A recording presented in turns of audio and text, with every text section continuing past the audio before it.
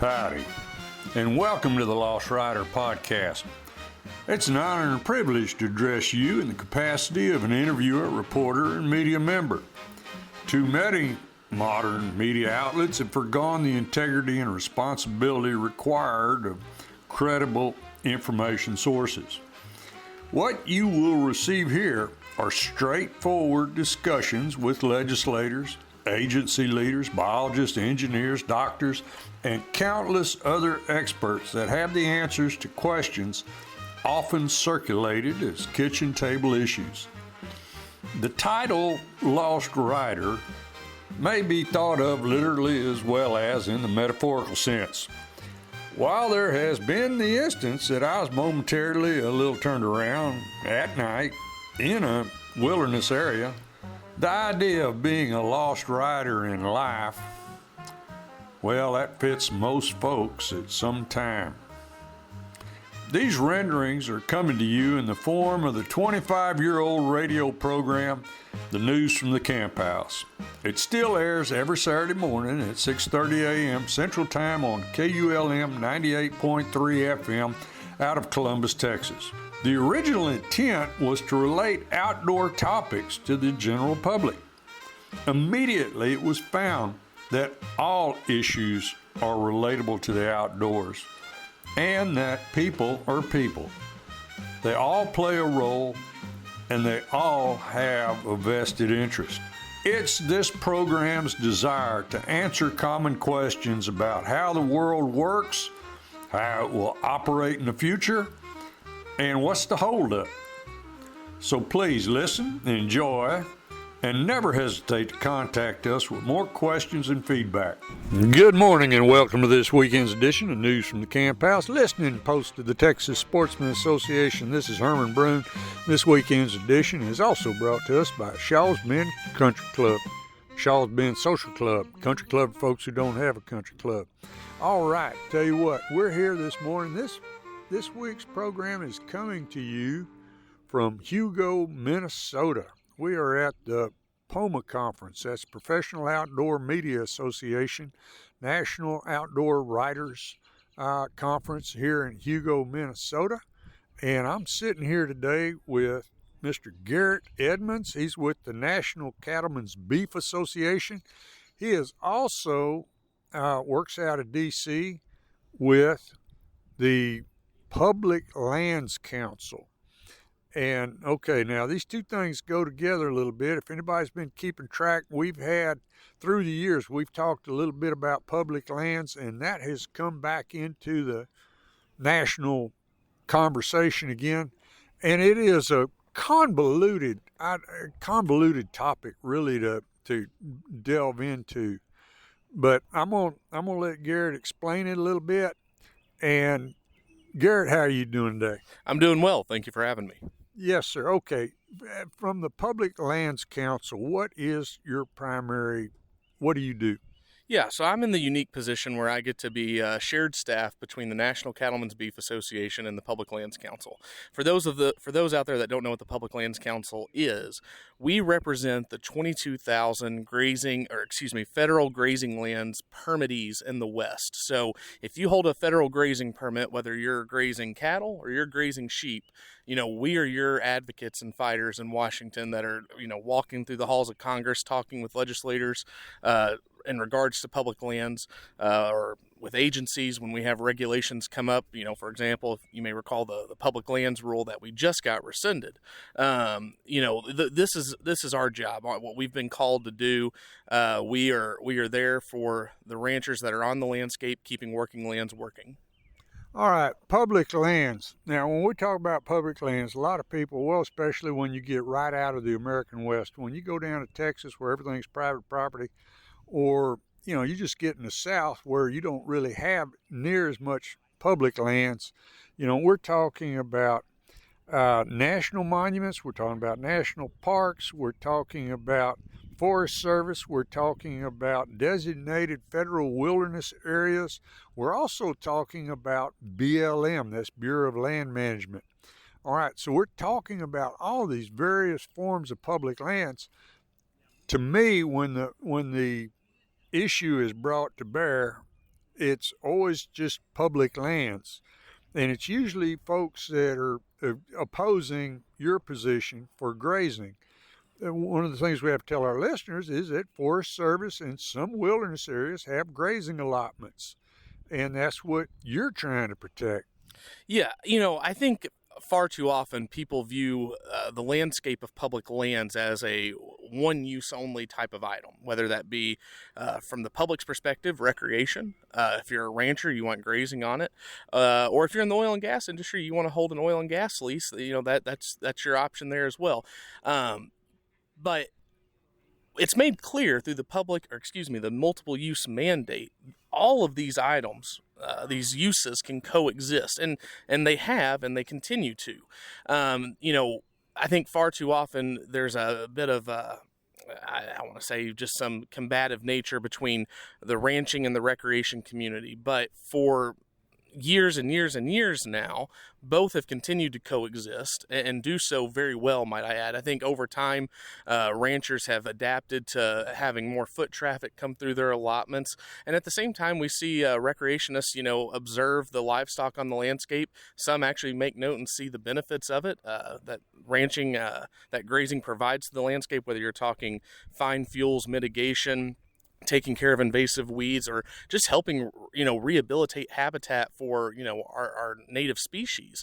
That's a role that we play that also benefits sportsmen alike. I was talking to a gentleman here who was like, I see more birds on the landscape that has had grazing on it, managing the habitat, than I do the landscape that's overgrown and not suitable for nesting and that sort of thing. These uses all coexist and work together. And I think one of the things that we do in Washington is educate, members of Congress as to how this all works together. Our producers benefit from having access to public lands for ranching and their grazing allotments. And, you're right. We have BLM lands. We have Forest Service lands. I mean, heck, we even have some National Park Service lands. Mm-hmm. And at the end of the day, we are doing the public and the government, for that matter, a service by managing them in a way that they can remain accessible. We're seeing far too often right now fires sweeping across the West. And, for years, and what we still know to be true is some fire is a good thing. It actually helps bring the habitat and the landscape back.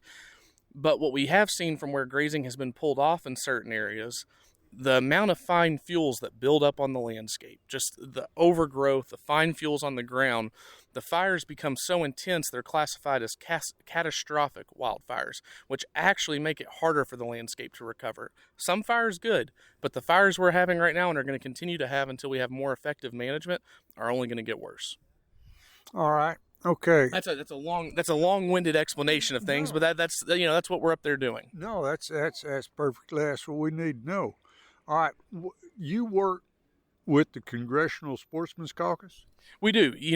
We're a big tent kind of organization. We represent the ranchers that hold federal grazing lands permits. But again, we have issues that overlap with sportsmen, with recreation groups.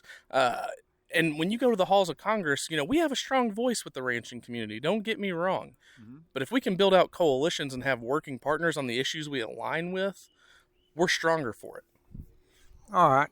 Okay, and like we said, this is primarily in the American West that you see these types of issues come up.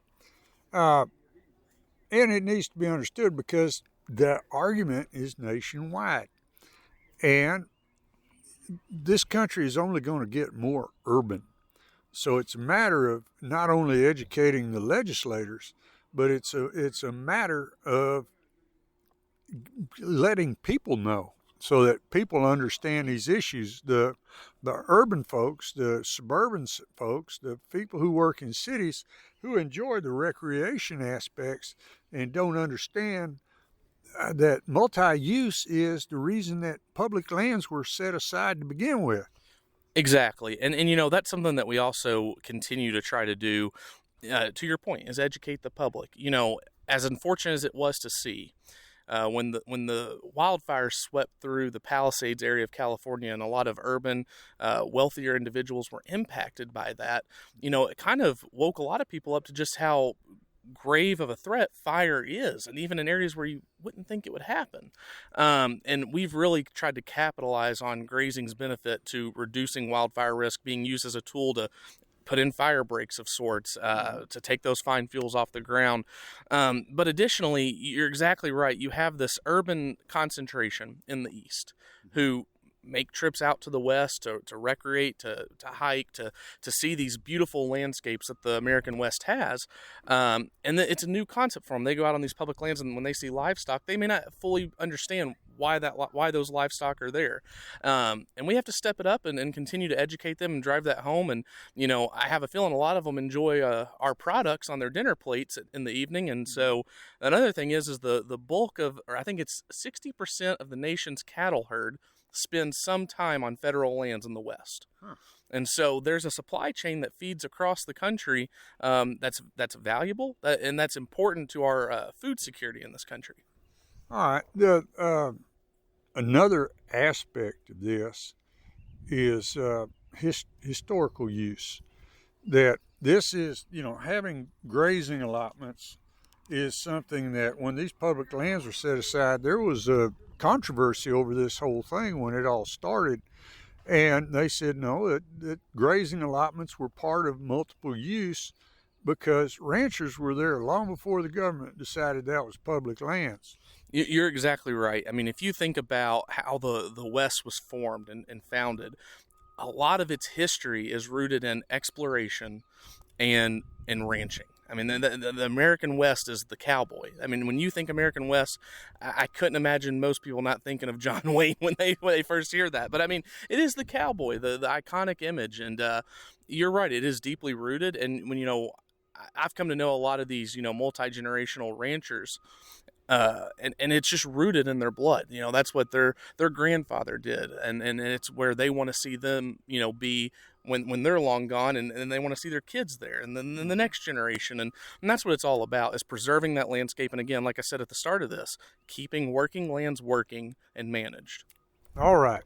Tell you what, let's take a quick break and thank folks who let us come on here every Saturday morning, and we'll be right back. Thank goodness for all the great sponsors we have here at News from the Camp House. H-E-B Food Stores. That's Stephen Tice at H-E-B.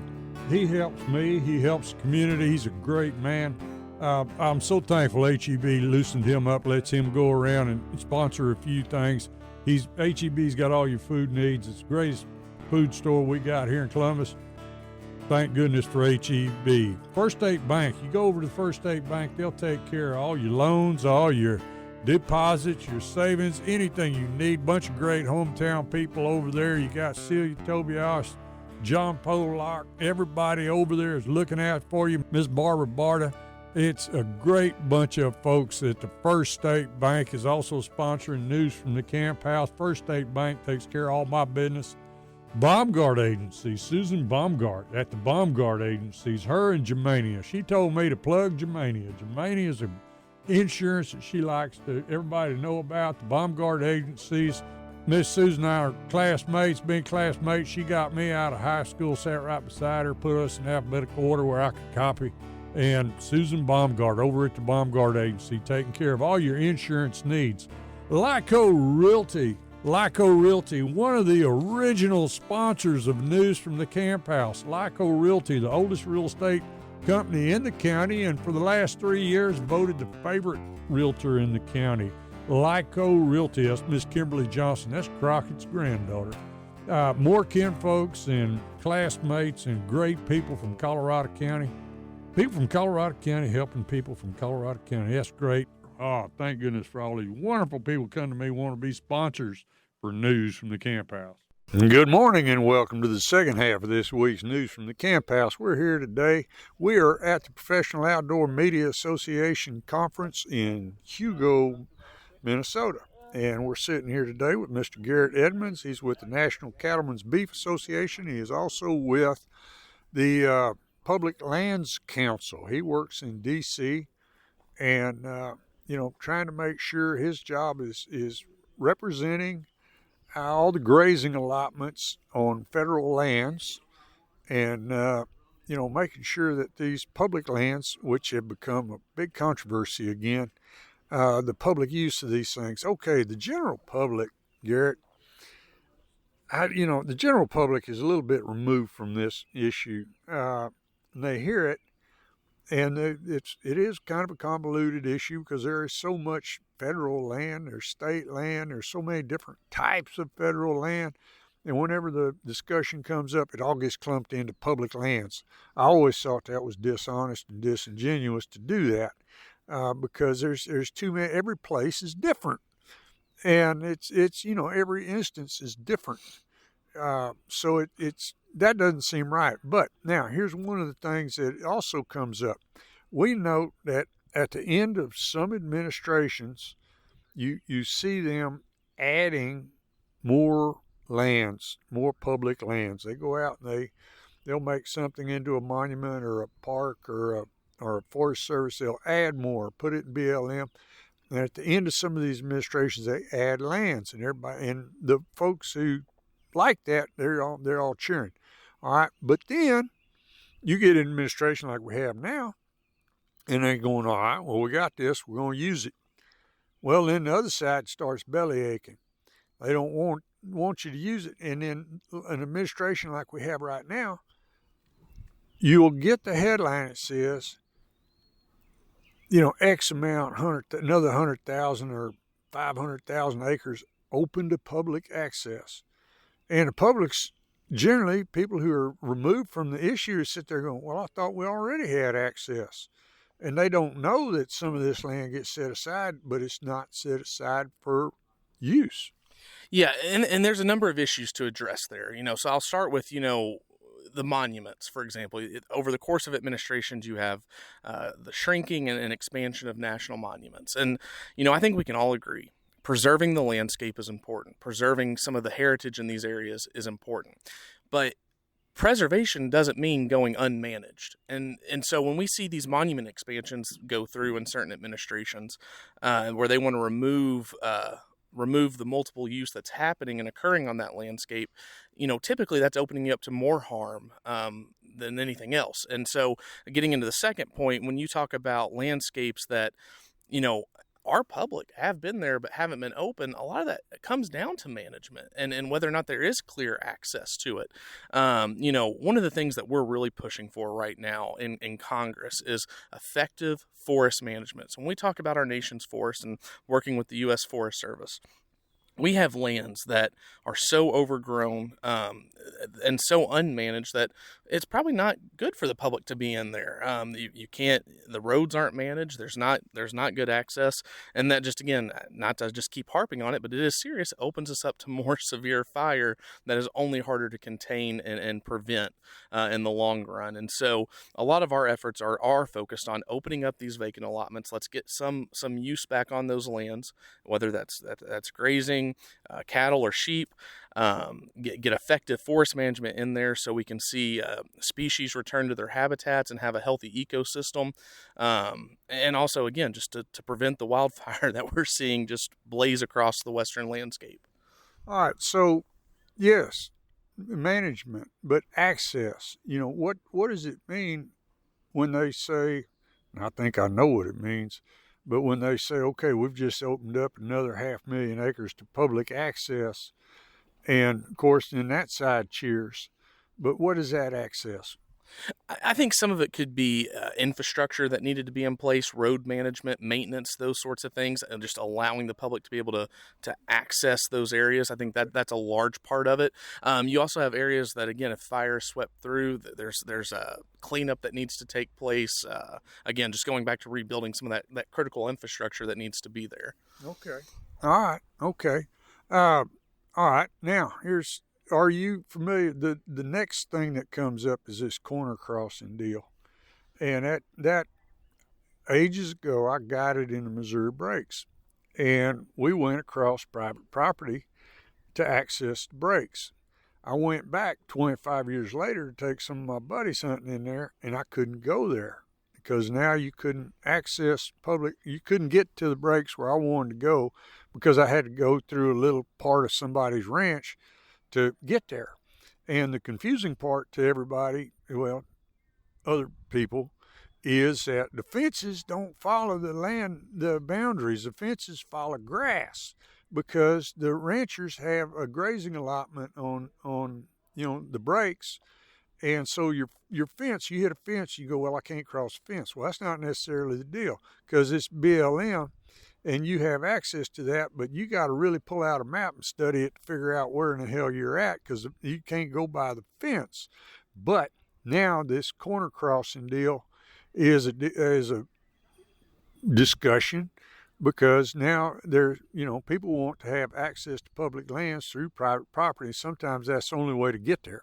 Yeah, and this is an ongoing conversation. It's one that, I remember first coming on when I first came on board with PLC, the Public Lands Council. It was kind of popping up at the time there, and to your point, it's popping up again now. I mean, look, our advocacy is guided by a grassroots policy process, and so for our members, that policy right now looks like we protect private property, and so the corner crossing conversation is a little bit more challenging for us, just quite simply because, again, our stance is to protect private property rights. That's what our ranchers have asked us to do, and that's what we intend to do. But to your point, I think there is a lot of acknowledgement as to how long ago these lines were drawn, and following the maps and navigating that is a challenge that is, I think, up for conversation. All right, okay. So we're not going to decide that here today. But okay, there's one last thing I really wanted to ask about, and I know most people at home don't think about this, but northern Montana, there was a push on, it was some prairie, America's prairie something, and they were trying to put buffalo. They were buying up ranches, and they're in ranches that had BLM land, and they wanted, it looked like they wanted to make another new Yellowstone Park out of the Missouri Breaks and all that prairie country up there and just cover it up with buffalo. But buffalo, I'm going to let you explain it. Buffalo are wild animals. They're not subject to grazing allotments. So this group that was really pushing this and have put millions of dollars into this project have been stymied. Yes, and you are exactly right. Under current frameworks, they do not qualify as livestock. Quite frankly, what we have seen over the last several years is some of these environmental activist groups from your urban areas that we discussed in the earlier segment have come to the conclusion that they will try to secure these permits, secure some of these leases, and initially try to put buffalo on there for conservation. Conservation is not a multiple use under the frameworks of the multiple use mandate. Conservation is a byproduct of multiple use and management. Okay. And putting these buffalo on the landscape, what they were doing, quite frankly, was wrong under the current frameworks of obtaining a grazing permit. I think this is something we're going to continue to see. We see these environmental groups, whether now that even if they can't have buffalo, are just trying to keep these permits open where they hold them, but nothing goes on the landscape. And quite frankly, it's unfortunate to see, because if you're truly an environmentalist, you have to understand that also means you have to work the landscape. It doesn't mean just letting it sit there and deteriorate and grow up from mismanagement. Right. Okay. And what I think one of the things we should remind people, because, we use words and stuff, that's not a good way to talk.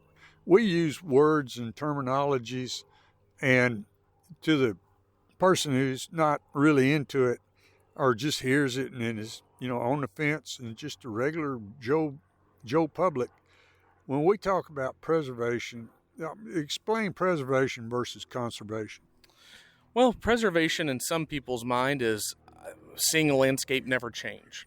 Conservation is having a landscape in the form it should be in, but also managed to where it can still be appreciated. I think that's a big difference. And in some cases they kind of go together, but conservation still means management. We'll look at Yellowstone. You want to preserve Yellowstone, you geysers, all the pretty things in Yellowstone, Grand Canyon, Yellowstone. You want to preserve all that pretty stuff in Yellowstone. In the meantime, you got to look at managing the wildlife, and that's conservation. So you can preserve something and still have to practice conservation. Yeah, I think there's that's a good point to be made.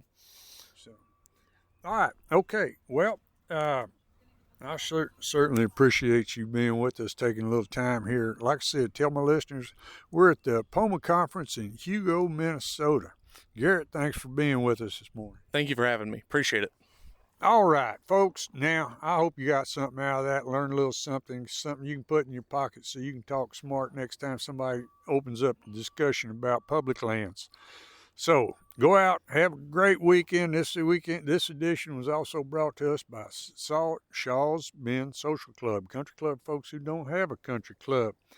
Y'all go out, have a good weekend, be safe, have fun, and just remember, pretty much any day is sure a good day to be out in the woods.